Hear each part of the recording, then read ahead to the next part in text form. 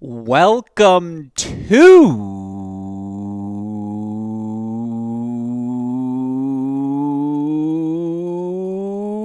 Hey, Great Shot.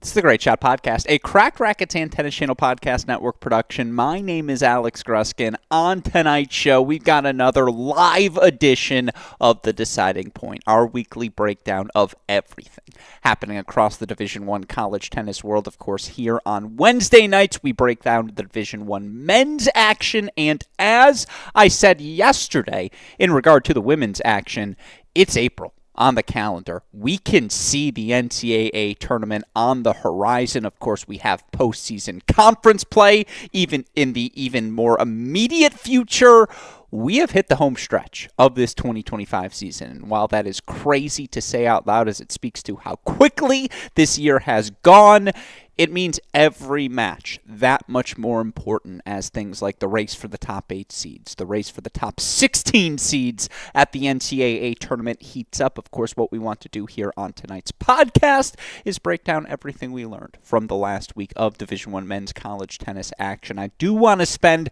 some additional time breaking down the race for the top 16 because, of course, with only 1 month left to go, I know college tennis fans out there want to know, is my program in the hunt for hosting the first 2 rounds or more of the NCAA tournament. Of course, if you're trying to monitor that race, if you're trying to keep up with everything happening in the Division I men's or women's college tennis world, really helps to have the man who joins me here tonight on tonight's podcast to help you steer the ship. Of course, you all know him best as the forefather of the College Tennis Ranks Formula Predictions, never far from the listed UTR. He is a lean, mean Michigan Wolverine. It's our hoodie professor here tonight, the best sort of professor, Chris Halioris, who joins us once again. Chris, hey, great shot. Welcome back to the show. First live show of this 2025 season. Better late than never, I always say. How are you doing here tonight, my friend? I'm doing great. Yeah, rocking the hoodie. I don't want to get the lean, mean Michigan Wolverine fans mad. It's not Texas burnt orange, just in case you're wondering, even though it's the same color. It's it's something else. But I'm excited. I can't believe we're finally getting a live show, Gruskin. Like, it's April 2nd. I thought you'd have done this yesterday for an April Fool's joke. Tell me we were live and then we wouldn't be. But no, it's great to be back. Well, Jay thought the same thing that when I texted him yesterday saying, hey, we're going to be live tonight. He said, this is an April Fool's joke, right? And I was like, no. I've finally been home for a long enough time span now that I do think we'll be able to go live the rest of the way here. And again, appreciate the patience for any college tennis fans who have enjoyed our live shows over the course of the last few years. I know we have done fewer of them here this season. We'll try to make up for it with a thoroughly enthusiastic wave of live videos down the season's home stretch. Of course, part of the reason we've been busy. We got broadcasts Thursday through Sunday, ESPN Plus for the remainder of this Big 12, ACC, and SEC regular season. Only a few weekends left of those regular seasons. So again, if you want to tune into some of the best college tennis happening every weekend across the country, Thursday through Sunday, we got you covered over on ESPN Plus. Also, you mentioned your burnt orange hoodie. Worth noting, believe one of the new shirts available on our Cracked Racquets gear store. Not the best intro there. Where you can go purchase CR merch. We've got a burnt orange option. We've got a lot of fun options. A new wave of gear available. So if you want to be decked out in some Cracked Racquets merch, if you want to stand out at the NCAA tournament, hey, I'm a Cracked Racquets listener. You'll certainly catch our attention. We'd appreciate all of you who go check that out. Get yourself some gear. I think it's all pretty cool. Last but not least, part of the reason we wanted to go live is because we've got a new sponsor here at Cracked Racquets, and we want to do as much as possible to promote their brand. That, of course, is the Laurel Springs Online Schools. And look, there are so many players littered throughout college tennis who use Laurel Springs as they try to pursue both an academic pathway and, of course, pursue their athletic passions as well. There's a reason Laurel Springs has ranked amongst the best online private school in the States for nearly a decade now. And look, their mission is to engage global learners in an education that values them as individuals, integrates their passions and pursuits into academic and career pathways, and fosters inquiry, growth, mastery, purpose, and independence. They believe that each student has special interests, goals, talents, and a unique learning style. Students benefit most from an educational process that recognizes them as individuals. It provides a flexible approach to learning, and most importantly, Chris, enables them to pursue their dreams. Of course, we appreciate the support we get from Laurel Springs in helping us pursue our dreams here to cover everything happening across the tennis universe. We appreciate their support. To learn more, laurelsprings.com today. Again, Laurel Springs, proud partner of our team here at Cracked Rackets. All right, Chris Halioris, it's April 2nd on the calendar. It's the home stretch of this 2025 season. It's impossible not to have one eye on what postseason play might look like.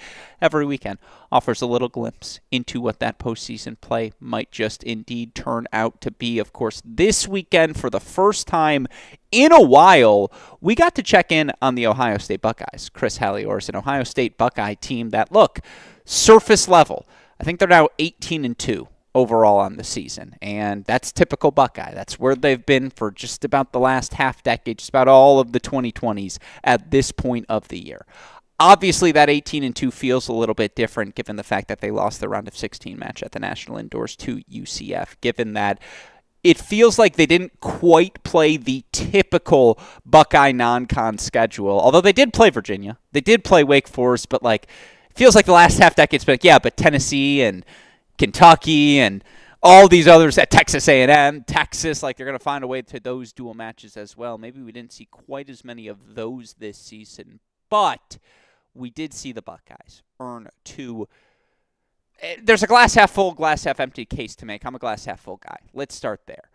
Ohio State had no business at all, Chris Halioris, capturing the victories they did this past weekend, as they would say, up north, in the state up north, as they were down big in both matches. Should have been 0-2. Yeah, credit to them. They should have been 2, and they found a way to win them both. Remarkably impressive. And again, for Ohio State, who drops the doubles point in each of their matches against Michigan and Michigan State, drops 4 first sets against Michigan in singles, drops, I believe it was 3 first sets in their matchup against Michigan State.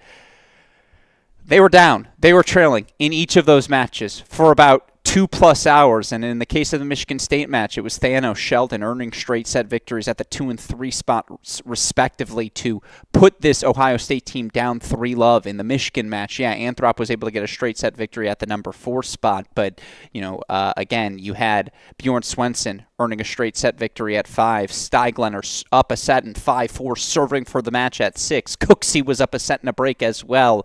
Gavin grinded out that first set against Burney. Everything was trending the way of the Wolverines. Everything was trending the way of the Spartans. And then slowly but surely, Ohio State fought their way back. And the MVP of the weekend was Brandon Carpico, who has not gotten this sort of run in singles the way he did over the course of the weekend. Again, from a set in 5-4 down, 2-6, 7-5, 6-2, he knocks off Steiglener in the Michigan match. He earns a 3-set victory, 3-6, 6-3, 6-4 at the number 5 spot against Radjanovich against Michigan State. You had Nikita filling in for the Buckeyes at the number 6 spot. He gets a 3-set victory over Mitchell Sheldon. Again, obviously what they were able to do with Anthrop getting wins on both days, of course, doing Jack Anthrop things, a typical 16-1 overall now, Anthrop in dual match play. But then again, it was the number 1 spot for the Buckeyes, a spot they have struggled in. Even after these 2 wins, they're still just 11-6 overall in the season at 1. And yet again, on Friday, it was Alex Bernard who earns a 7-5 third set victory over Gavin Young. For Sunday, it was Aiden Kim, who, let's be clear, his brother Alex played at Michigan State. Aiden Kim is from the state of Michigan. He lost his match at 2 to Will Cooksey on Friday against the Wolverines. Comes back the next day, 7-6 in the third. He beats Ozan Barish on Ozan's home courts. It's two remarkable victories for the Buckeyes, Chris. Let's just start there because, again, they trailed for 2 hours in each match. This is the sort of calloused win a team needs if they're going to have postseason success. They got 2 of them here this weekend. It was remarkable. I mean, you start with that Michigan day. You mentioned it. Michigan goes up 2-0. Steiglener's 5-4 serving. While he's 5-4 serving, Cooksey's 4-1 on Aiden Kim at 2. They're literally, 5-7 minutes from potentially winning the match. And the next thing you know, Steiglener doesn't hold, doesn't even win the set, goes 3. Cooksey, ends up, he doesn't get his. He's got to, I mean, it was remarkable, a great comeback there. But even more remarkable than that, you thought that was a great comeback for Ohio State. Then you turn around Sunday, they're down 3-0. Forget 2-0. They're down 3-0. And Ozon's one of the guys still left on court. And you're thinking to yourself, wow. And as you mentioned, they've still got the match on 5 with Carpico. And you're thinking to yourself, if you're a Michigan State fan, like, we have to beat Brandon Carpico at 5. Like, we can't lose that match. And it's Vuk, right? Like, that's a match you don't lose. All hats off to Ohio State. You deserve to win that match the way you won it. The other thing I'll point out, it is still, and this is not a knock on anyone, it's amazing to me that the Big Ten, much like the SEC, has these teams submit lineups. If listeners don't know, they have to submit lineups to the conference early in the week, Tuesday, Wednesday, whenever that is. And that's the lineup they submit. In the SEC, that's what you play, period. Obviously, you can pull guys, but there's no switches allowed. In the Big Ten, you submit a lineup. You play that on the first day of the weekend, but then on the second day, you're allowed to make those one-position moves like you see, like the women's indoors allows it, the men's don't. And crazy thing to me is that, they play Aiden Kim Friday on the first day of the weekend. They play Aiden Kim, Bernie 1, Aiden 2. Bernie wins, Aiden loses, and then you go ahead and swap them on Sunday anyway, and they get the opposite result. They win at 1 with Aiden, and they lose at 2 with Bernie. So, I mean, neither here nor there. They split them both either way, but just amazing that you can swap them like that. And hats off to the Buckeyes. They dropped the doubles point in both. They come from down a long way. I mean, I don't even know which seemed further down. Being down 2-0 and then being served against 5-4 for the match, with Steiglener and 4-1 Cooksey, or being down 3-0 at Michigan State, but nothing else necessarily that close yet. Both of them huge holes, and to get out of both, I mean, the odds of that have to be tremendous. So they deserve all the credit. Yeah, and this is still a really new team. Again, everyone is, other than Bernie and Anthrop, are in their first years of being full-time contributors for the Buckeyes. And, again, they're still trying to figure out who their 5 and 6 are. This weekend it was Carpico and Fillin. A lot of the times it's been Nakashima, who's 10-0, and Chris Lee, 9-1. And I still think that's who we'll see come May. Yeah, Lee's been in a boot. He's out of the boot now, I hear. So, and, again, it shows they have options. Now, this team is shockingly human when it comes to doubles. Carpico and Phil in another 2-0 weekend, they're really good wherever you put them, 2 or 3. But Kim and Jansen are 6-6 at the 1 spot. Again, they are searching for a third team, whomever it may be, even if more broadly they've been pretty good at 2 and 3 doubles all year long. But pretty good is not the Ohio State standard when it comes to doubles. They have had to find 4 points in a lot of different ways here this season. And look, for Michigan and Michigan State, it's heartbreak. Like, both teams have had their shares of ups and downs. For Michigan State and Michigan, ins and out of the lineup. Obviously, for Michigan, you get Gavin for this one. You have Kate back for this one. You come that close to knocking off the Buckeyes at home after they gave you the business in Columbus, and to ultimately fall short and have it be Gavin. That's a heartbreak, of course, for the senior. Same thing for Ozon to have that sort of moment. That's why he came back this year, to be in the 3-all clinching match against Ohio State. And again, it's a credit to Aiden. It's a credit to Bernie in each of those instances that they pulled through. This Ohio State team is vulnerable. Because, again, all due respect to Michigan State, like, those are not top 16 world beaters right now. Those are two teams who have taken lumps all season long, and they were both able to push the Buckeyes to the brink here this weekend. But, man, once again, here we sit on April 2nd, Chris, and the Buckeyes are 18-2, and they're 7-0 in conference play, and they've won too many in a row against Michigan and too many in a row against Michigan State. And now this team can start to build some confidence of, hey, guys, look, like, we got our backs pushed against the wall. And for the first time really this season, because when they were pushed against the wall against UCF, like, they weren't able to get through that one. Pushed against the wall against Wake Forest, weren't able to get through that one. They were as far back against the wall as you could be pushed this weekend, and they got through both. And on the road. Yeah, it's a really good weekend for Ohio State. You can have the final word. Yeah, I think, what goes through my head when I watch this is think of the irony here of the teams that have had, I don't think anybody's going to argue that on paper, this team's nowhere near as talented as the last two Ohio State teams have been. It feels like the 21 team where it was like Cannon was still a little early. Right. Yeah, they had a Seelig who was like you felt really good about, but Trotter these guys might be that good in 2 years. Exactly. But they're not right now. No, it's the first year of the Genesis. Yeah, they've got some young guys. For sure. And how ironic would it be if this was the team that pushed them, say, to an NCAA final? I mean, look, they're still right now, they're the number 3 team in the country right now. Like, now, if you make everybody write down on paper, who do you think is going to be the final 4 at NCAAs? Yeah, they might get left out a fair amount more than anybody else in the top 4, but they are the number 3 team for a reason. They can do things like this.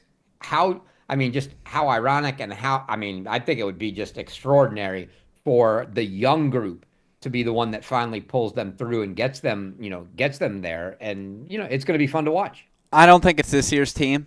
Not meant to be disrespectful. There's too much experience. Those top 3. I think this team is definitely in that tier 2 pack of the 4 through 9s with the San Diegos, the Stanfords, the NC States of the world. I wouldn't put them on the Wake, the TCU, Texas tier. And again, like 2 really impressive road wins, no doubt about it.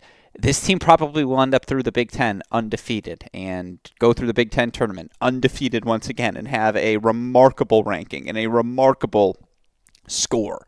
Yeah, remarkable, Columbus, by the way. Yeah, remarkable stat line. And you're going to have to beat them in Columbus, which good freaking luck. 2 teams in 20 years.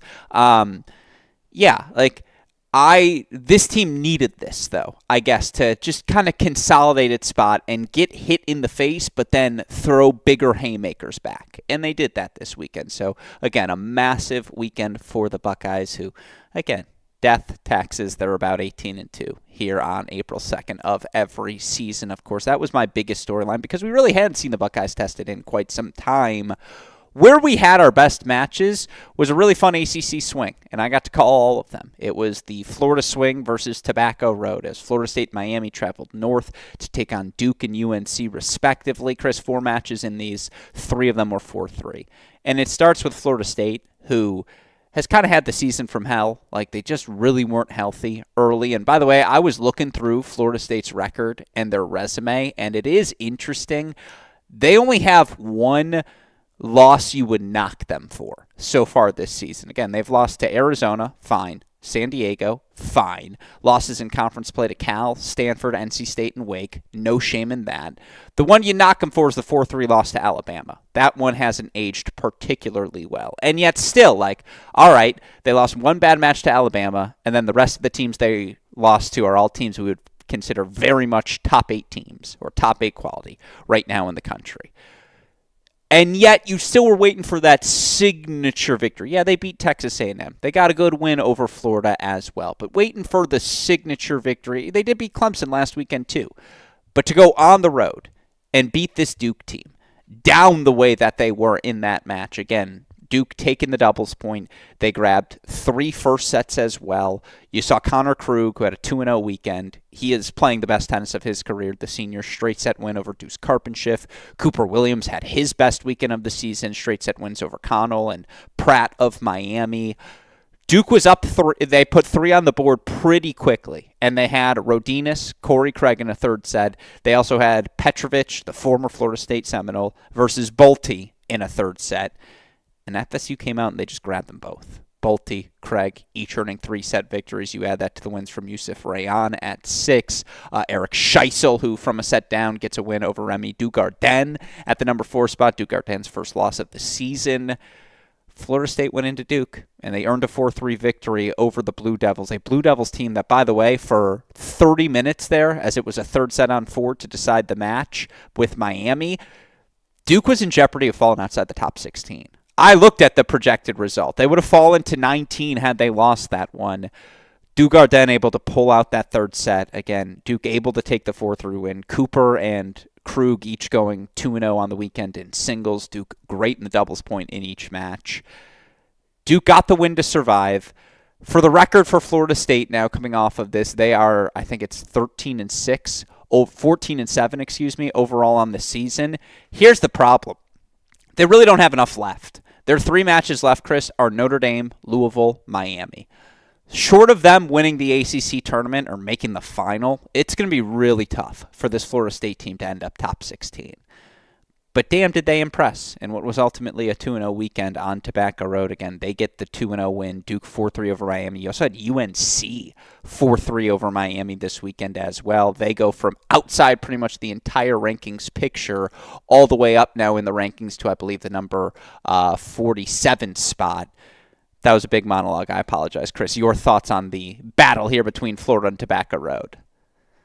I mean, the matches, they definitely ended up closer than I thought they'd be. The only match that really I thought should have been a match was the Florida State Duke match. Florida State should have taken care of North Carolina.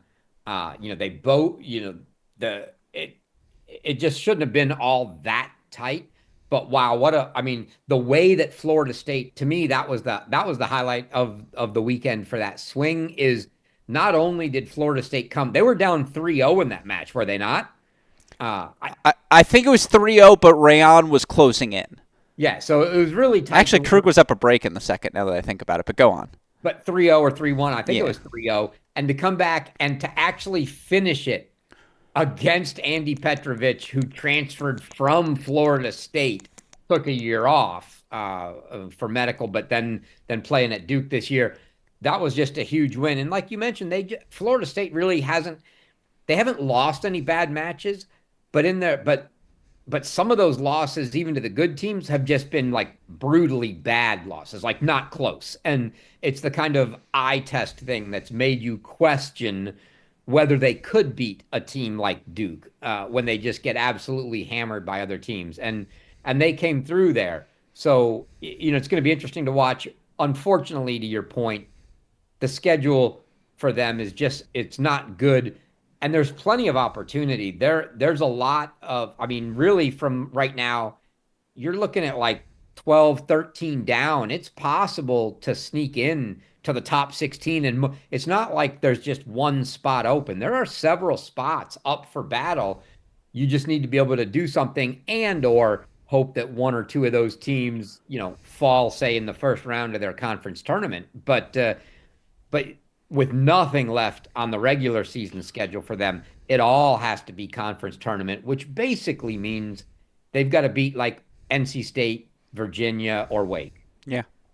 Well said, and maybe even 2 of them, just because the SEC has more opportunities ahead of it. But at least now you can say that for a team that, look, like Craig at 1 is a real option. He's certainly not going to beat himself. He's in the fight. The lefty's just going to make you work. Connell, Deuce Carpenshift, Rayon, like Bolte. This is an experienced group, even if their top dog ACC is Antoine Kornachovink is no longer on the roster. It's a good team. They're a tough out, no matter whom they play. And again, they showed that going to grab a road win again for Duke, averting disaster. Like, the idea that this Duke team doesn't finish top 16 with all the talent they have, and I know a lot of that talent's been injured, and it still feels like on April 2nd, I couldn't tell you what Duke's best 6 should look like. I can tell you Rodinas, Cooper, Dugardin, and Connor Krug should all be in it. But who should play where and what that should look like on any given day, still not entirely sure. had to get the win over Miami. They do. For Miami, they're just thin. Like, Katz, Pratt, Sarah Sanchez are very good. That's a great top three. They win a lot of matches, doubles, top three. Like 7 guys. Yeah, exactly. They're just a little thin. UNC, having watched them now a little more closely, again, they are more 30 through 50 than they are a top 30 team, but they're not bad. But yeah, again, you look at the ACC right now in the standings. Wake is 10-0, NC State's 10-0, Cal, Duke, both 8-2, Stanford 7-3. Virginia tied for 6th in the conference, and their top 10 in the country is just mwah. But again, it's a tight. Other than Wake and NC State, everyone's kind of beaten up on everyone, and it just speaks to the depth and the strength of this conference. The thing that's amazing to me, and I'll wait, the rest of the season has to play out before we get to play hindsight and look at it. But I remember talking before the season even started that there was a great likelihood that we were going to be seeing a Duke team playing Pedro Rodines and 5 transfers.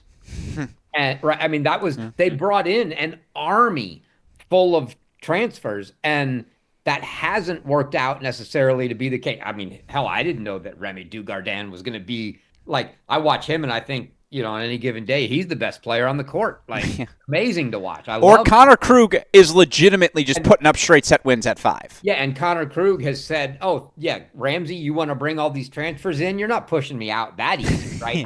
I'm going to earn my spot in this lineup. But yeah, it looked like that. And then at the same time, like, Rapol, the transferring in from Arkansas, just hasn't worked yet. Like, there's still time. Landau, he's been injured, hasn't worked yet. Landau's been in and out. We've seen him a little. We haven't seen him much, right? Transfer from Indiana. So it's been a very interesting watch of what that lineup looks like. And I'll wait and give final judgment when we see who's actually playing, who's healthy, who's playing, and what that lineup looks like, say, come NCAA time.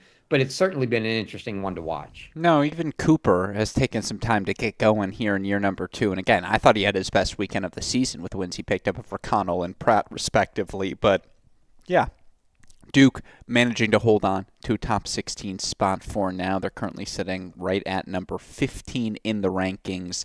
Still some big matches left for them to go in ACC play. That was the big ACC swing of the weekend. Over now to your neck of the woods, Chris. Want to do a quick SEC check in top 16 race, because looking at the SEC standings, Chris, these teams have beaten each other up.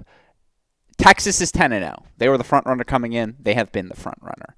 You look after that, A&M 8-2. South Carolina, Mississippi State, Tennessee, and Georgia, all with 3 losses. Florida, Oklahoma, each with 4 losses. Have they beaten themselves up to the point that they're going to box each other out of top 16 seeds? You look right now, Texas is the only sure thing. They're number 5 in the country. They're going to be a top 8 seed, deservedly so. Mississippi State you feel solid about, and they have the best SEC resume of the bunch. They're 12 in the country, 17-4 overall, wins over Florida, Arkansas this weekend. They now have wins over Tennessee, Oklahoma, South Carolina, and Florida. Big weekend for South Carolina. Speaking of which, yes, they lost 4-0 to Texas, but they got a 4-2 win over Texas A&M. They have wins now over A&M, Oklahoma so far. You look for A&M, 4-1 win over Kentucky, which you thought might be better before the season start, but they also have big non-con wins over Harvard, Michigan as well. So, again, they're sitting at 13 right now in the rankings. You look beyond that. Teams that maybe because of who they still have left on the schedule you give a shot to. I mentioned South Carolina. They still have Tennessee, Georgia, Florida. I'm not going to write them off yet. Mississippi State and Texas A&M play this weekend. Texas still has A&M still has Mississippi State, Texas, and Tennessee on their schedule. So, yeah, they have the chance. They will play themselves in or not. We'll find out over the next couple of weeks. Mississippi State, same thing. They can play themselves in or not. Oklahoma has a win over Tennessee and Georgia. They have Texas, Kentucky, Vandy, LSU left. Not sure if that's enough unless they beat Texas. Georgia, they have a fascinating schedule, and they have wins over Mississippi State and Tennessee so far. They still have Texas, but most importantly, they have A&M and South Carolina still on the schedule. So maybe there's enough there. Tennessee still has Texas, Texas A&M, South Carolina, and Florida left on the schedule, but they haven't beaten any of these teams we're talking about, despite the fact that they are still sitting at 18 in the rankings and third best positioned behind Mississippi State and A&M of this group. So, Chris, again, I know I laid out a lot of teams and a lot of resumes there fast for the listeners. Apologies for doing so. We'll get back to graphics as we go along here. A&M, South Carolina, Mississippi State, Oklahoma, Georgia, Tennessee. Do any of these teams feel secure in their top 16 status right now? If so, whom? I don't know if anybody feels, I would say, necessarily secure. I will say, come tomorrow, the winner of that Mississippi State Texas A&M match is going to feel pretty secure because that's going to be a big win for them, and that's probably going to lock them in until they'll be top 16 into the conference tournaments, and then it's going to take something to happen, a couple teams from somewhere else to have huge wins to pass them, and they take an early exit maybe. But I still like the prospects for both of those teams. Like the loss for either school isn't going to, terribly damage them. You're losing to a top 15 team, and I think they're both going to have decent shots. I still think that's it for the SEC. I think Texas A&M, Mississippi State is the three that end up top 16. What gets interesting to me is there are a lot of teams now. We start talking about that top 16 bubble cut, and then we're going to get into that whole NCAA swapping deal, right? And there are a lot. When you get all these SEC teams battling against each other, they're going to be teams that own the head-to-head over each other that they're okay if they finish 17 because they're going to pass the 16 team because they've got the win. And then you take even a couple other schools that have played in there. I know for certain that if you start looking in that area and you go, oh, Pepperdine's sitting at 8. Look at all those teams that are sitting, even in the projected rankings right now. Mississippi State owns wins over Tennessee, Pepperdine, South Carolina, Oklahoma, all of those teams. For that reason alone, they're feeling pretty good because even if they drop to 17-ish, they own so many head-to-head win opportunities that they might just get right back in even if they finish 17. So it's a long way out, but I still, to your point, I like those three. Tennessee's got a rough schedule, and it's a schedule against teams that honestly they're not going to be favored to beat. So they are sort of on the outside looking in right now, even though they're sitting there right on that cut line right now. The other team. Well, just quickly to that, they have 3 elimination matches. The Texas match isn't, but A&M's elimination match. If they win that, South Carolina's an elimination match. If they win that, Florida's an elimination match. They have to win those 3 if they're going to stay alive in the top 16 hunt because they kind of can't be 16. Because, again, let's say there's a world they're 16 and Mississippi State's 17, Mississippi State will leapfrog them. They're 16 and Oklahoma's 17, Oklahoma will leapfrog them. They're 16, and hell, even Georgia is 17. Georgia would leapfrog them as well. So they kind of need these ones down the home stretch. Yeah, they absolutely do. It's just intriguing to me though, because I feel like we're here every year. There are just teams there that I don't see a ton of upside for. We mentioned Tennessee. The upside is you're gonna have to win some big matches that I don't know if you will. They have the opportunity to. Florida State just doesn't have the schedule to support it. Pepperdine right there as well. They're up to 18 in this week's projected because of the added match this week. But again, they've got it's going to come down to we got to beat San Diego, right? Yeah. I mean, it's those kinds of things that there's just not that much. And then UCF, UCF's sitting right there on that bubble. Are they going to be able?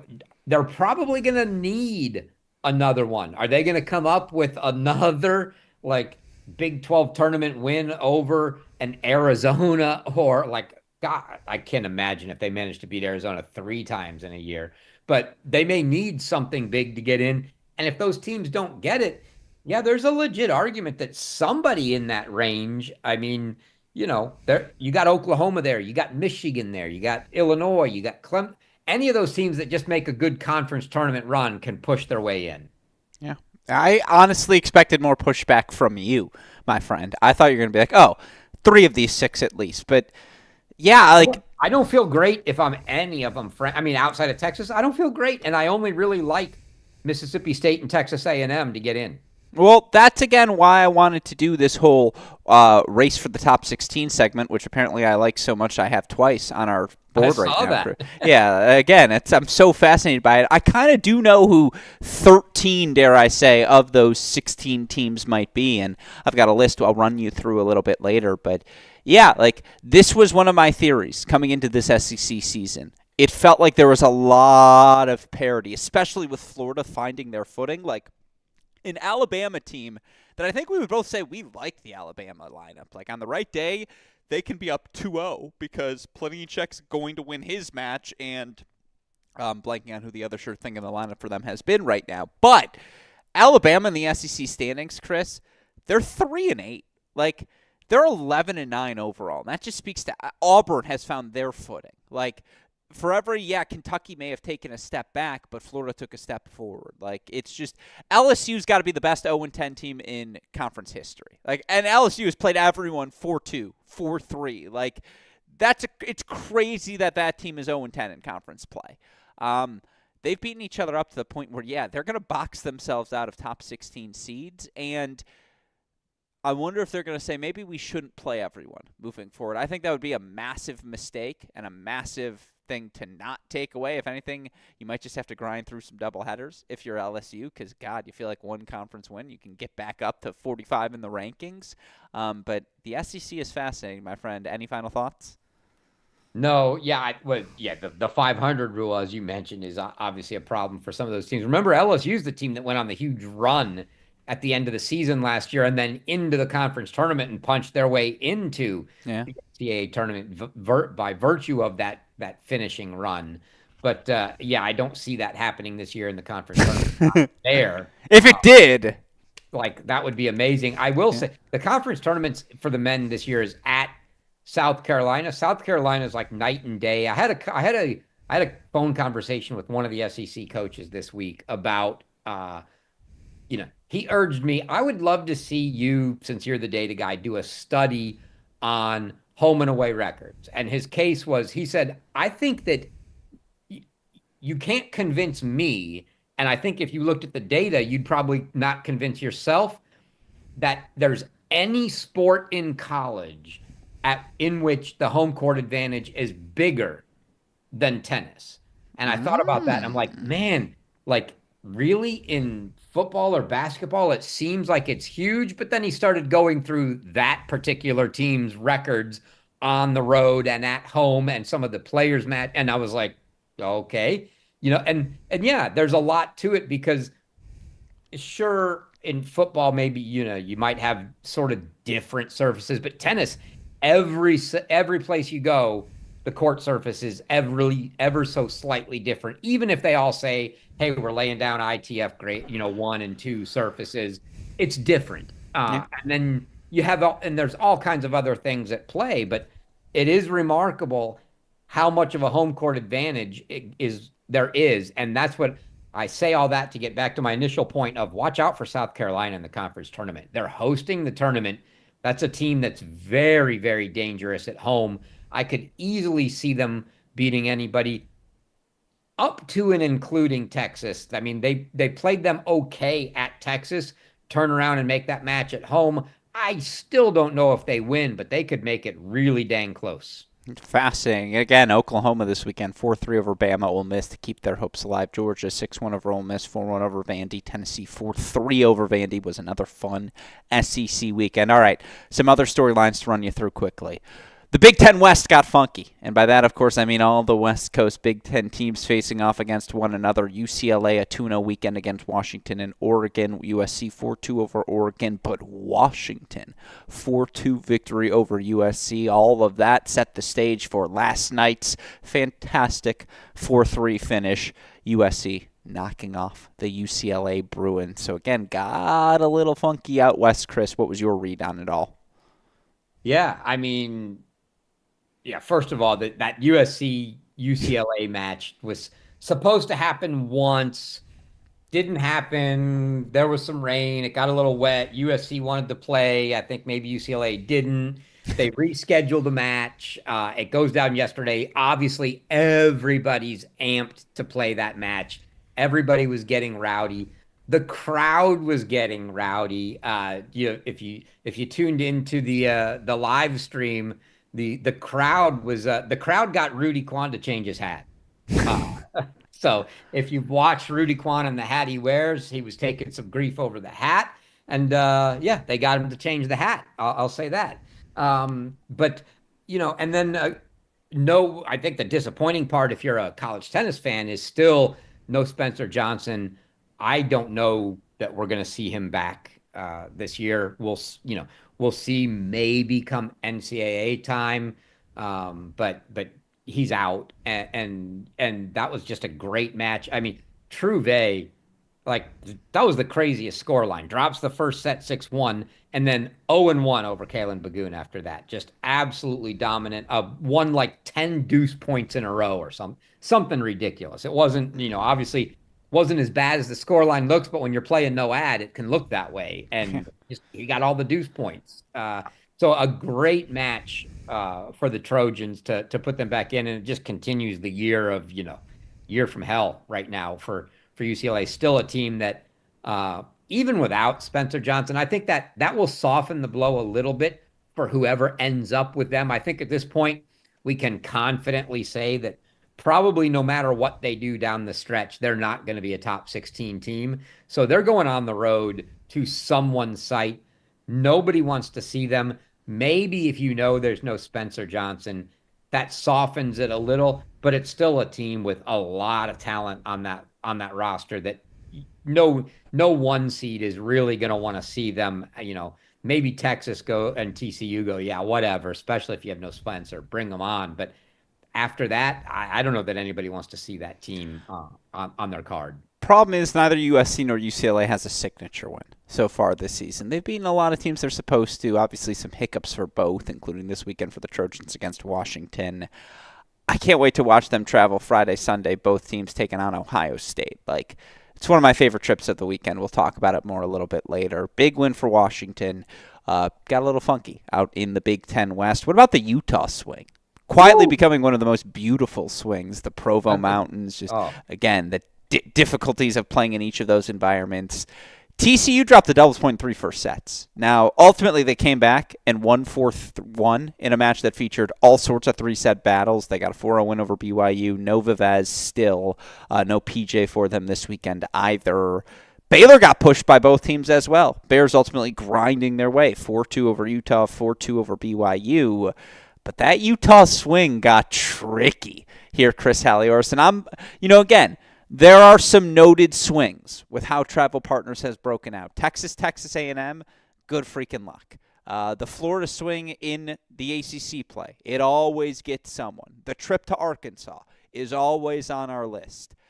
BYU women went 2-0 over Kansas and Iowa State. And so the cumulative efforts of the weekend, Chris, I'm putting the Utah swing on the map. That is now like one of the trickiest trips any team will make in amongst conference plays, period. Oh, it's a thing for sure. And look, I heard from, you only had 2 teams that made the swing. So somebody from one of the teams had said basically, I don't know why anybody comes here. You can't play here. Right. And what they meant by that, and I'll go back a couple years to when Andrew Veter was one of the coaches for the Air Force women, and they're even higher altitude. And I talked to him, and he told me literally, I met him for coffee one day there in Colorado Springs, and he said, I can't get a team to come here more than once. I can get anybody to come and play us once. Nobody will ever come back. He would tell me, like, I've seen top 30 players come here and just throw their racket in disgust and claim it's not tennis. Like literally, you need different balls. You have to string your rackets totally different because of the way the balls fly at the altitude. And yes, Provo and Salt Lake City maybe aren't quite Colorado Springs altitude, but they are serious altitude and you have the same problems. And so anytime I just got done talking about why the home court advantage is so good And they in have great college tennis. crowds. Yeah, yeah, exactly. It's all of that. You know, you get Yeah. into you're getting to court surfaces you haven't played on, and then it's altitude conditions you haven't played in, and you can't get the ball to land inside the baseline. Like everything's sailing long, and you don't know what to do, and you're quickly asking for some guy to go string your rackets 5 pounds heavier. Like quick, where's the stringer? It's amazing that we don't hear more about that every year, but that's a horrific. If those And teams are good at all, that's a horrific swing for everybody. and Fuchs is just throwing lefty bombs at Oh, you, and like Thane swinging, Boots and you're and just. Thane and doubles. Yeah. And it's like, look, I always say you have 90 minutes. Limit the damage for the first 90 minutes. If you can prevent BYU from being up a doubles point and 4-1 on three courts in the first 90 minutes, you got a shot. Because, like, the first 90 minutes, you're going to suck. It's going to be bad tennis. And BYU is going to be loud, and they're going to get after it, and their crowd's going to be on you. And I can't speak to Utah because they don't have cameras this year, but I can speak to BYU because I've called a lot of BYU tennis this last year and a half. I'm going to swear, I fucking love watching BYU men and women play. I love that environment. It's growing on me so thoroughly. They pushed. Like, that team puts their nuts on the table every time. And they're just like, beat us here at home. We dare you. And, like, look, they're not there yet, but I'm betting on BYU athletics. I see what they're doing in basketball. I see what they're doing in football. I'm betting big on BYU athletics. I want to say we were on this podcast early, so cut the clip. They lost both matches. Let the record show. They and Utah. It was an 0-4 weekend. But put the But they Utah were all swing. interesting. Yeah, Yeah. put the Utah swing on the map. Where anytime two teams head to Utah, BYU, we will be paying attention Well, on I this mean, show. you're talking about a top 5 team and a top 20 team that went there, right? To Yeah. two teams where they are. Imagine when it's like, when you're sending 30 and 40th ranked teams there now, like that's a major battle. No, I love the first 90 minutes. I'm just like, this is great. They can't figure it out. Or it's just like, oh, they Oh, got it. guys are throwing rackets like, Oh, what the hell? This isn't tennis. it's great. Anyways, TCU Baylor both pushed, both consolidating top 16 positions. TCU's been two in the country pretty much all season long. Baylor certainly impressive. They're sitting at 16. If you're Baylor, you're thinking two things. We want to be a top 16 seed, and please, dear Lord, tennis gods, don't make us play TCU again in the round of 16. They're like, we will play anyone else. We'll go to Wake. We'll go to Columbus. Just not fucking TCU again. And I still think they have to play again here in the regular season as well in Big 12 play. But anyways, that's something to know. Last two things. Chris Halioris, what's more impressive to you? Wake Forest, 4-1 over Clemson, 4-1 over Georgia Tech. It's April 2nd. They're 28-0. Or, surprise second storyline, didn't put it on your outline. He's in the top 170 of the live rankings. He's into the Houston quarterfinals on clay. He wasn't on your all best team lineup first team. Colton Smith into the Houston quarterfinals, wins over Duckworth. Quinn, what's more impressive here on April 2nd? Okay, so now I'm going to sound like I'm talking out both sides of my mouth. First of all, more impressive is Colton Smith's run at the pro level. You're not making my college team when you're not playing. I'm sorry. I know you sent us a DM, and I'm going to defend Do it. you know, I don't know if you know till this, but he told Blair Henley in the post-match press conference, he goes, well, Chris Halioris really slighted me. And I know, he did, yeah, but Yeah, no, like there's hopefully that was all good-hearted because he knows that he has to know that I think the world of him and his like I mean what he's doing on the pro tour is amazing, but I just sort of draw the line, go for both guys like he and Steph, both that just aren't playing right now. And I even said last week, yeah, if you line he and Hodar up against each other today, Hodar, who, by the way, beat Kozlov today, just, I want you, if you think I wasn't watching that match, you don't know me. Yeah, yeah, yeah. But I just like I'm going to pick Colton in that match. But if you ask me for for all things considered about Yeah. what's made it for the team this year, just Hodar's been there and that's the reason. But I mean, Colton hasn't lost a college match. I don't expect him to lose a college match. And if he comes back and gets out of his pro swing here and finishes the college season strong before he heads off to what is undoubtedly now, like we were talking 2 weeks ago, man, he's in the Roland Garros qualies. He may win the Roland Garros wild card for the USTA now and get direct entry into the main draw, which would be absolutely sick. And I would absolutely love to see that. But it's definitely more surprising. I am surprised Wake Forest has continued to be able to do what they are doing without Steph for the most part. Since like Steph was there more than we thought he would be for the first half of the season. Now he's sort of taken his absence, and I would have expected on any given match, I'm picking Wake Forest, but on the aggregate, if you say, but out of those 8 or 9 that he missed, would you have expected them to lose one? Yes, I would. I would have expected somebody, just like we've seen Notre Dame. Notre Dame pushed Virginia. Notre Dame pushed Wake. Like, could a Georgia Tech or a Clemson jump up and beat them? Absolutely. Notre Dame almost did. And Florida State, they were 3-all with Florida State, and it came down. Like, for sure, I would have expected them to have lost a match in this stretch, and they haven't. So uber impressive as well. But still, the fact that we've got a kid that's still playing a kid. I mean, all right, I'm old enough I can call him a kid. Yeah, you are. Gruskin's a kid, for crying out loud. The fact that we got a kid playing college tennis that's now, top 170 something in the world is absolutely ridiculous. And this isn't we signed him for one semester in January kind of thing where we've seen a few of with, in other places. This is he's been here the whole time and he's matured into this while at college. It's absolutely great. One of the stupid things I do to get laughs, I have a long list of them, as you know, Chris, is whenever I get ID'd, which is still pretty frequently, I always say, "Thank you, I do look young today." And that always gets an easy chuckle. It's just like every time, it's an easy chuckle. I thought you were going to tell me it was walking to the sauna. Look, I mean, again, I think about during our time. Like, we can go back further, but in our time, Blumberg was the best player unequivocally until Chrysokos was the best player unequivocally until kind of there was an absence in 2021. Yeah, I know Rifus ultimately wins NCAA, but a couple different people were jockeying for it. 22, Ben was the guy. 23, all due respect to you, EQ, Styler, was the guy. Last year, there were a bunch of guys who were all playing so well, and by the end of the year, it was still hard to say, well, is it Fernley? Can it be Fernley if he lost in the final to Braswell? Is it Jack? I don't know. Colton's the guy.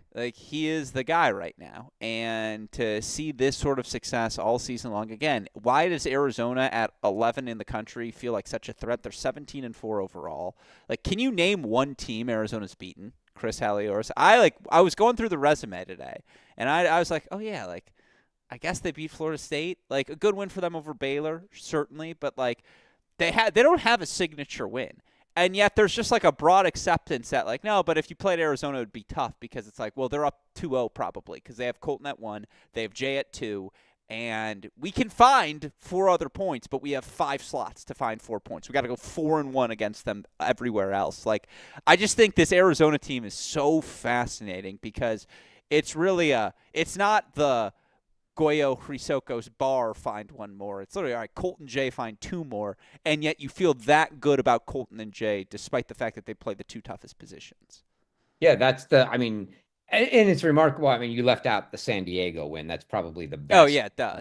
On the resume. But it's remarkable that they sit where they do in the rankings, given that you're going, yeah, San Diego. Colton hasn't played half the season. Baylor, Pepperdine, Florida State, all okay, San Diego wins really good. After that, they're you're talking 15-25 type wins. And, oh, by the way, we know you lost to UCF twice. Yeah. But you're still 11 in the country. That's pretty remarkable. There's plenty of upside there.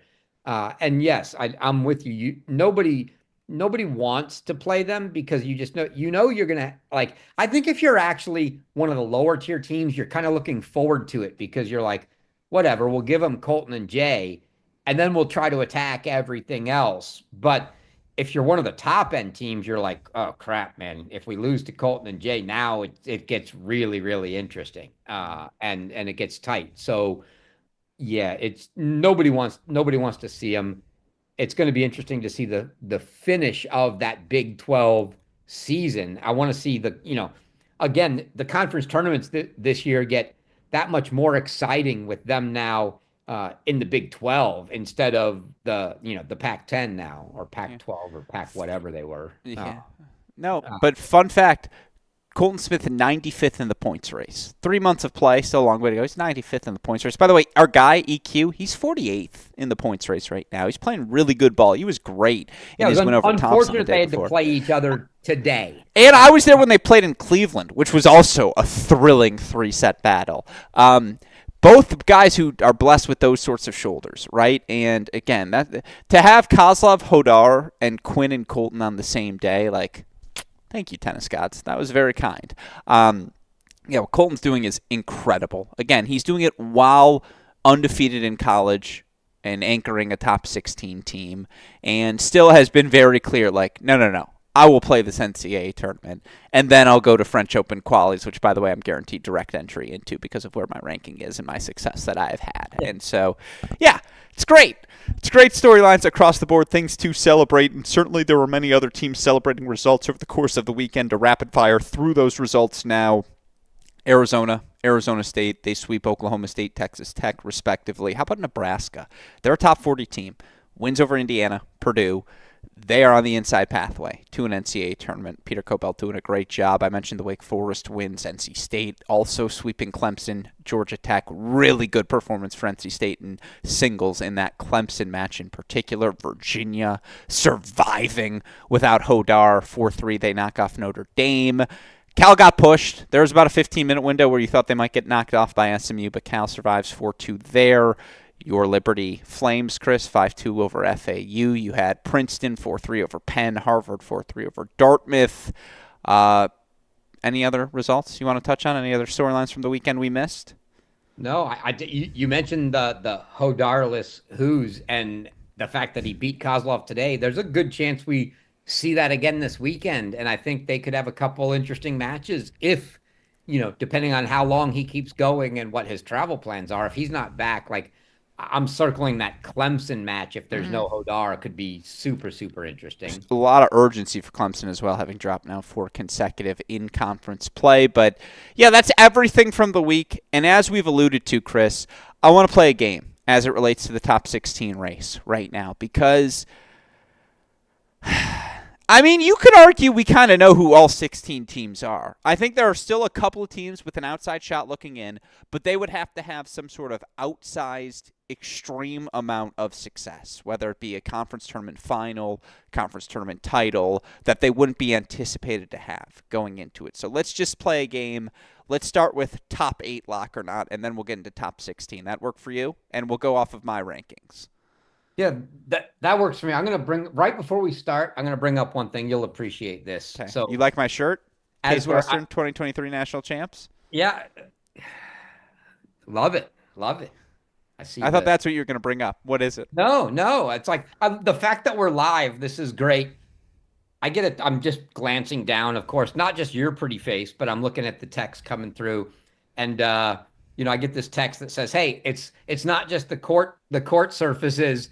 It's because of the crazy travel. Our travel compared to the bigger sports is hard. We got 6-hour bus journeys after match practices, and we have to do this all. And good luck on the show. Watching you from the airport on my flight out. I'm like, this is wonderful. The coach is watching us from the airport as they're getting ready for their weekend travel. But yeah, that was some input for you on our earlier conversation about the home court advantage. From coaches at the airport for the weekend. I like that. I like that a lot. Yeah, there are some crazy trips, obviously, with these super conferences people have to take. Again, Cal and Stanford have made a living on that cross-country. Yeah. I mean, hopefully all of these programs are like, and we got you frequent flyer numbers, and just know this summer you're going to have gold status for all of your pro tournaments, those flights to Monastir, like you're going to be able to use frequent flyer. Yeah, that's what they should have. But all right, let's play a game. and then I'll ask you your top 10 rankings. But first, let's play a game of top 8 or not. You ready to rock and roll? Oh, so I have to count now because I'm gonna do like I'll you and count for 10 you. teams in the top eight. No, I'll count for you. So top eight by end of the year. That's the No, deal. I'm just going to give you top 8 locks right now, and you Oh, tell me yes or no. top eight locks. Yeah. You ready? Okay. Yeah. Wake Forest. Lock. Should have said no. Would have been a funnier start. Yeah, they're a fucking lock. They're 28-0. TCU. Lock. I agree. They were that good in non-con. Texas. Lock. Even if they lost first round SEC tournament? I- Yes. I agree. They're undefeated in eight- SEC To play. the 8 seed, that's not going to happen. Yeah, and even then, they're undefeated in SEC play. I think they'd be fine. This is where I stop my conversation because by rankings, points, etc., is NC State a lock? They're 10-0 in conference play. They beat both Cal and Stanford. They have beaten Virginia. They, I believe, don't play Duke, if my memory serves me correct. Is NC State good? Like, do they have to worry about anything else this season? I don't think so. I think they're a lock. They do. Yeah, they do. No. I'm an idiot. Duke plays, or not Duke. No. Yeah, Duke plays Cal and Stanford, not NC State. You're not an idiot, Alex. But it's not that, those aren't the matches you worry about. You lose a match to a top 15 team, so what? That doesn't knock you. And they've got 13 points of cushion right now in that race. So, it's the losing to a number 40. It's losing to a Georgia Tech that actually does you damage, or a Notre Dame, or somebody that's outside the top 30. That's where you start getting hit. Yeah, so NC State would be my last top 8 lock by level. And I don't think they're a national championship contender the way those top 3 teams. I don't think they're on that tier yet, but I do think they have unequivocally proven they're one of the. That's your last lock? Well, because I think this next group of Ohio State, Virginia, Columbia, San Diego, Stanford, and Cal, they are unequivocally top 16 locks. Ohio State by ranking, by resume, they're probably good for the top 8 as well. But I do think all of those teams in my mind, if you asked me to seed them, it would depend on the hour of day you asked me. Like, there will be times I'll give you Columbia 5. There will be times I'd give you San Diego 5. I can make a case for all of those teams, 5 through 10 in the rankings. So that's why they may be locks from a resume standpoint. But I think NC State is where I stop my, okay, this team, resume, strength of caliber, wins, length they've done it, they get the notch above the rest of the group. All right. I'm just going to say this. You would put NC State with this tier? Once and only once. Ty, I understand the beef. Gruskin's crazy. You are a lock. Hold on. I said not by ranking. I don't know what he's thinking. Ohio State is an absolute lock. There are 5 locks. Wake Forest, TCU, NC State, Texas, Ohio State. They're all locks in the top 8. Okay. That's not now you can draw the line. Virginia's not locked. San Diego's not locked. Columbia's not locked. Those teams can all fall out. The other 5, they're locked. Okay, but to my point, San Diego plays Ohio State right now. Who are you picking? Ohio State. Wow. Zero choice. Zero chance. Like, I'm picking Ohio State. Wow, zero chance. But no, I'm not saying they have zero chance to win. There's zero choice. I mean, I'm like, there is no choice. I'm taking Ohio State in that match. Like, wow. See, I think I might pick San Diego. And that's not meant to slight Ohio State again. That is meant to be complimentary of San Diego. I think this pack of... Oh, that's just a brutal matchup for State. Like, well, I would also put NC State in this tier, just the top of the tier. Yeah, like, as I said, Ohio State by math, they're going to be a top 8 seed. But Ohio State will give you Tarvin, whatever. But I think NC State, Ohio State, UVA, Columbia, San Diego, Stanford, Cal, that's the tier of 6. That's your tier 2, where it's like, look, on the right day, any of those 6 teams could beat anyone. But I'm not going to give them the benefit of the doubt the way I will Wake, TCU, NC State. So you agree all 6 of those teams are top 16 locks? Oh, absolutely. Yes. So, okay. Again, so we're saying 10 of our teams are locks. And by the way, again, Cal, Stanford playing Duke this weekend. Very excited for that. Harvard at 11. I say they're a top 16 lock by level. Are they top 16 by math? No. Oh, they're 16 right now in the projected, 14 in the current. A lot of Big 12. A lot of Ivy League play still ahead left Yeah, I for mean, they've them. got Columbia. I think they've got, yeah, I looked at this earlier today. I think it's Yale, Penn, and Cornell. It's Yale and Penn for sure. Penn first, then Yale, and I think they finish with Cornell as well as Columbia. Let's say they don't beat Columbia. That's, if they beat Columbia, they're going to be in. If they don't beat Columbia, then it gets tough because now they're going to be hovering in that 16-ish range. And again, like I don't know who we have to talk to in the Ivy League to say, And we've talked to everyone. get a freaking conference tournament, guys. You're just killing your teams. They're going to sit and watch everyone play a conference tournament to see if they can get shoved out. Move the ECAC, as we've said for years. I think they're locked by level, but okay, they're not a lock, so we'll stay at 10. Is Arizona a lock? Yeah. Okay, 11. Baylor a lock? No. Okay, still 11. Mississippi State a lock? I will say no until tomorrow. Like I will say it's a lock for the winner of tomorrow's match. So Duke, so A&M, Mississippi State, one of them gets a lock. Yes. So that's 12. Duke? No. South Carolina? Nope. There are no other locks. That's it. So you have 12. So you got think 12 locks and there's 4 spots up. Okay. And again, those 12 locks for those who struggle to follow my line of thought there. Wake, TCU, Texas, Ohio State. Get off my back, Chris. NC State, UVA, Columbia, San Diego, Stanford, Cal, Arizona, and the Mississippi State South Carolina winner. Those will be our Mississippi State A&M winner. Mississippi State A&M winner. Thank you. Those will be our 12 locks coming out of it. Teams like Harvard, Baylor, Duke, South Carolina. I don't know if Florida State has enough left. UCF is always fascinating. All in the mix there. You want to go rankings? I know you have a top 10. 13, like Mississippi State A&M are in all likelihood both in, but I'm only going to lock one right now. But it might only be 3 up for grabs. I think that's very fair. All right, I think we're going to agree. Wake Forest 1, TCU 2, Texas 3 right now? Yes. NC State 4? I still got Ohio State 4. That's okay. You're still wrong. No, look, both those teams, again, we're tier 2 starts with NC State, Ohio State. We flip them, but we agree top 5. I went this week. UVA 6, Columbia 7, San Diego 8, Stanford 9, Cal 10. Still don't feel great about it. What was your order? Yeah, well, we can agree that well, I think actually, yeah, you had Cal 10, you said? Yeah. Yeah, I got Cal 10, Stanford 9. We agree there. I still put Virginia 8 right in front of them. And then I'm really torn Columbia beat San Diego. Just go NCAA rules. Yeah, I'm really torn in the Columbia San Diego, and exactly. I think you're right. I think I have to go Columbia San Diego. That's literally how I decided. I was like, all right, Columbia's gonna be ahead of San Diego, but then there's like, but you beat you and you beat you and you beat you. Yeah, you can do all the transitive properties. Yeah, and Cal beat Virginia, sure.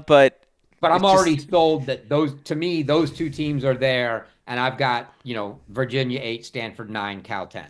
Agreed. And so yeah, like again, fascinating weekend. Or fascinating state of the top 16. Chris saying right now we've got 12 locks for those top 16 programs. Of course, it's probably time. I think it's probably time to go ahead and throw that NCAA cut line back on the website too. I think it's time to do it as well, Chris. I wasn't going to ask, but I'm glad you brought it up because I do think it's time, particularly with what we have in the week ahead. And this is where I want to start. End tonight's show. Would help if I clicked the right buttons. There we go. This is where I want to end tonight's show the week ahead. Because, Chris, I've teased elimination matches all season long, but it's April 2nd.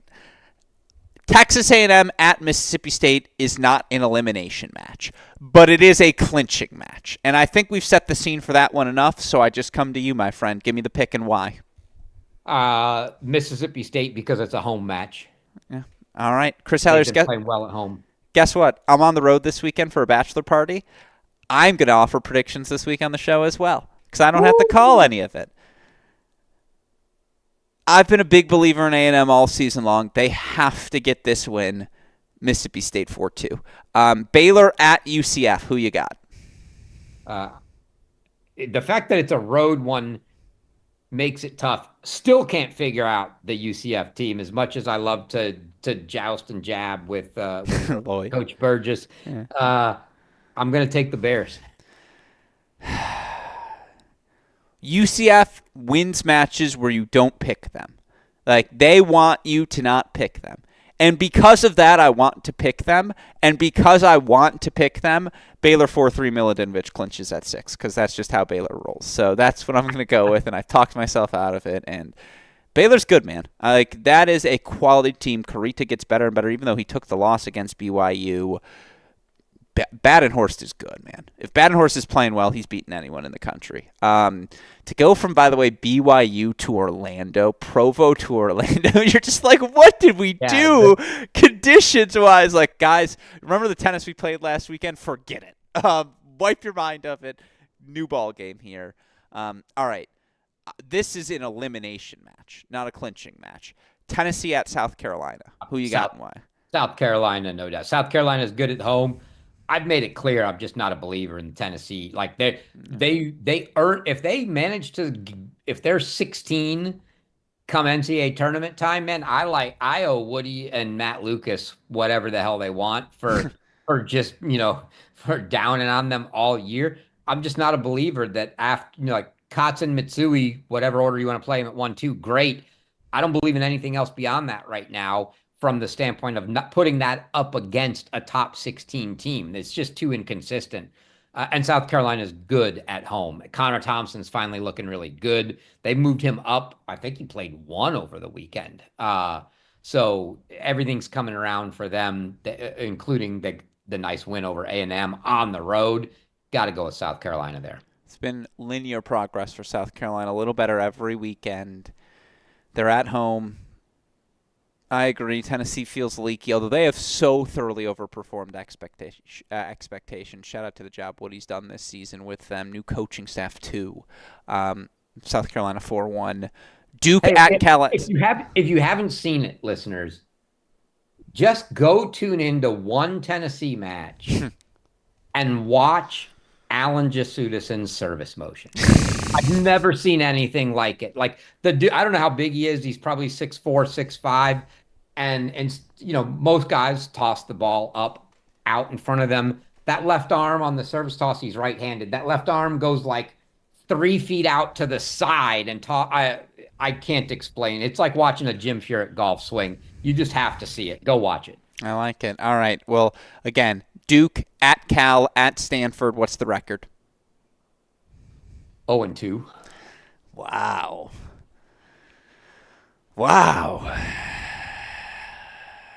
I don't like going all the way east, and I don't like going all the way west. I don't think it's any better necessarily in either direction. That cross-country travel is brutal. And Cal and Stanford are going to be good at home. I'm going to disagree with you. Duke goes 1-1. They beat Cal. They lose to Stanford. Illinois at Michigan. Michigan State. What's the Illini record? It's elimination. They need them both. All these teams need it. Have to have it.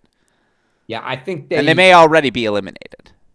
Yeah, the struggle for me here is I really have no clue. They're managing a whole bunch of stuff at Michigan, right? You saw Gavin and Kate played one match over the weekend. They both sat the second match. I didn't even look. What's the other match they have this weekend? Illinois Northwestern.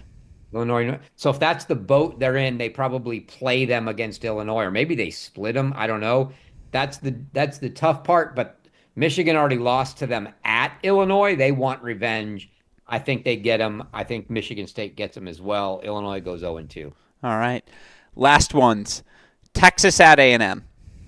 Texas. And USC, UCLA. That's going to be the one I'm going to say. I still want to say probably Texas 4-3. That's senior day at A&M and at home that they always play well in. So, man, that could be a dogfight. I'm still going to take Texas, but that could be a lot closer than we think it might be. Watch this. And Philippi Jonka plays that match. UCLA, USC at Ohio State. Over under 4.5 total points won by the two teams. USC. Actually, 3.5. 3.5. Over under 3.5. I take the over. So like a 4-3 and a 4-1? 4-2s? That's what that means. I mean, yeah, 4.5. You got to go under Yeah, 3.5's the right line. maybe my brain didn't do the math up front. Yeah, Well, it's only a to couple of 4. 4.2s seems really unlikely.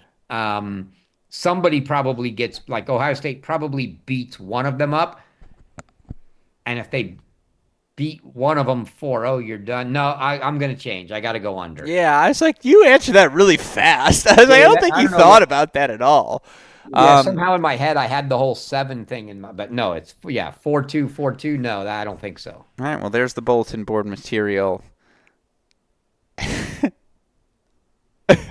I'm not doing it. I'm not doing it. I'm not doing it. I'm not doing it, He's Chris. doing it. The most UCLA thing possible would be for them to go and win this match. Like that's what they would do. Is it's just like just when you're out, season from hell. It's like, oh yeah, but we just went to Columbus and won. Like, oh yeah, like Evan Zhu and Kalen Bagoon decided to just Evan Zhu, excuse me, Rudy Kwan and Kalen Bagoon decided to just have themselves a day, and like Hoog Martin's got hot, and it would just be the most UCLA thing possible for them to be like, oh, you wrote us off? Like, well, we just beat Ohio State. We're due. We haven't had a seismic one in a while, Chris. We're due. Like not since what Arkansas beat A&M. I mean, I'm trying to think like a seismic one. Cal over Virginia wasn't seismic. Columbia over San Diego wasn't seismic. No, like I mean Florida State over Duke, not the seismic. first UCF over Arizona for kickoff weekend was Yeah, that was that was seismic. like The second one was honestly like it, a UCF the second one over. was like what? And Has with anyone other than UCF provided seismic this year? Some I would argue mean, no. yeah, Um, that's tough. Yeah. it would be the most UCLA thing possible. Ohio State wins it both 4-1. Yeah, that's just the easy pick. All right, Chris Halioris, that's everything I got for you. As you're yawning, that probably means it's my time to wrap today's show. Again, late show, 10:55 p.m. Eastern Time finish. That's a testament to the FAU-Memphis match. FAU, do you know FAU's the last undefeated women's team? They're 12-0. Them and Wake Forest, undefeated, April 2nd. We got 2 undefeated teams, Chris Halioris. Any final thoughts before we wrap tonight's show? Oh, ready for some great weekend. I think I don't know what you've got tomorrow. I've got the SEC starting at 4 o'clock. So I've got SEC Thursday, ACC Friday, Saturday, and then the SEC Sunday. But that to me, all that tells me is I don't even know what time they start, but I got the A&M Mississippi State match, so that's going to be great. Well, Um, the reason you have so much action this weekend is because I will be gone. Again, I am off to a ah, bachelor party. The reason I'm skipping at college, the reason I can't skip at college tennis fans, and again work the way I have so many other weekends for bachelor parties, is because I'm the best man of this wedding. So you can't be like, hey man, I tried. I was like, look, like, could we do April 25th? I was like, it's the week. Like, I might miss the Big Ten. this isn't Max, is it? No, it's not Fleekner. Oh, No, okay. no, no, no, no. Okay. This is actually, it's Michael, who I reference all the time in our Okay. conversation. So I can't skip Michael's bachelor party. It's going to be a great time. Um, it's going to be a great time. Anyways, you want to send me some money to gamble away this weekend? What do you want me to? You need any requests before we wrap today's show? Final word belongs to I you. might have to wait and see. Like if UCF comes with a big win, it'll be 100 on black. That's funny. No, the amount of texts I get from Nick Gruskin and Brad Silverman, younger brother, younger cousin, of live odds right now. They'll see a score and they'll be like, "Hey, live odds in." I mean, they're like when Michigan State was up 3-0, they go live odds for Ohio State plus 350. We're smashing it right now. Like, Nick Ruskin texts me and he goes, "This is the same match. The only difference is Ozon gets to a tiebreak and maybe wins it." And I was like, wow, you nailed that. That's a job well done by you. Yeah, anyways, very, very fun. And maybe that is a sneak preview of what's to come in college tennis's future. But let's not touch that topic right now. Let's leave things here. Shout out to Westuff, as always, for the job he does. What sort of a job is it, Chris? I know we're live, but I leave it up to you. It's a frick of an epic job day in, day out. Oh, look at at you censoring yourself. Yeah, he does a frick and a fuck of an editing job day in, day out, making it all possible. Shout out to him. Shout out to you. College Tennis Ranks. All the links you're looking for to follow scores, to follow live streams. And then again, ESPN Plus Thursday, Friday, Saturday, Sunday. With that said, for the fantastic Chris Halioris, our super producer Daniel Westoff, and from all of us here at Cracked Rackets, as well as from our friends at Laurel Springs Schools, I'm your host, Alex Gruskin. Chris Halioris, what do we tell all of our listeners? Hey, great shot. And we will see you all next week. Thanks, everyone.